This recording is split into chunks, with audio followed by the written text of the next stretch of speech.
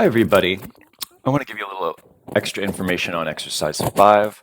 Here we're going to be building off of our last week's reading of ZZ Packer's Brownies and our discussion.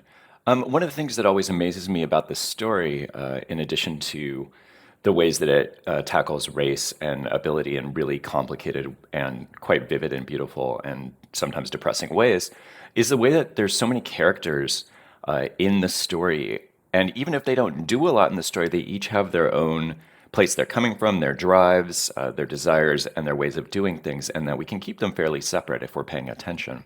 So, exercise 5 is going to be your opportunity to try to do something similar.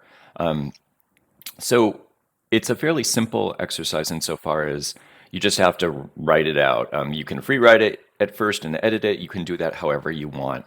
I would take some time to develop a good scene, and the key here is that it has to have at least 4 characters. Now, if you have 50, you might have problems, but at least 4. And finding a good scenario is going to be really important here. The best scene will bring all of them outside their comfort zone, or maybe they think they're in their comfort zone, but it's revealed that they're actually profoundly uncomfortable. You want them all to be in a little bit of an unfamiliar setting, something that throws them off their game a little bit and forces them to react. For example, they're going to a concert for the first time, or they're going to a bar for the first time, or they're on a long hike, and some of them are from the city and it's a little scary, or a political rally, or whatever it is. Don't be afraid to do research on things. That's a good way to get vividness. And the other way to help with this scene is that all the characters aren't in perfect sync with each other. One's come in for the first time. You're on a ride with somebody or a tour, and somebody new is in there, or somebody that is less popular is in there, something like that.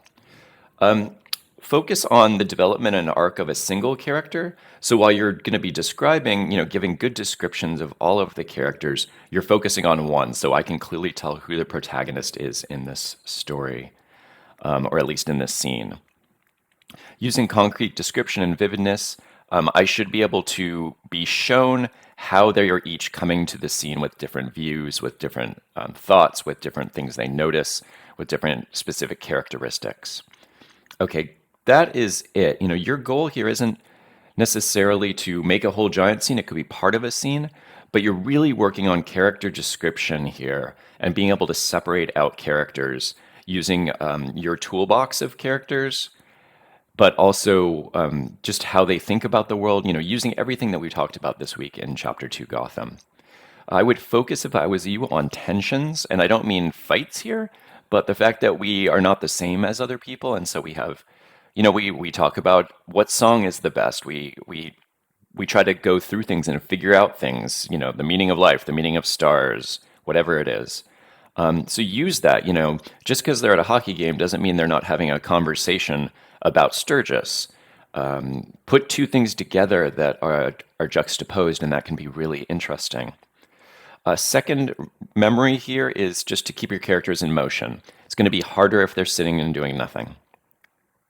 And my challenge for you is that as we move from ZZ Packer to next week, where we're focusing on setting, think about how setting could be important to this scene in terms of what the characters notice, what they talk about, and how they interact with it. That can be really useful in both describing the scene through setting and getting character development.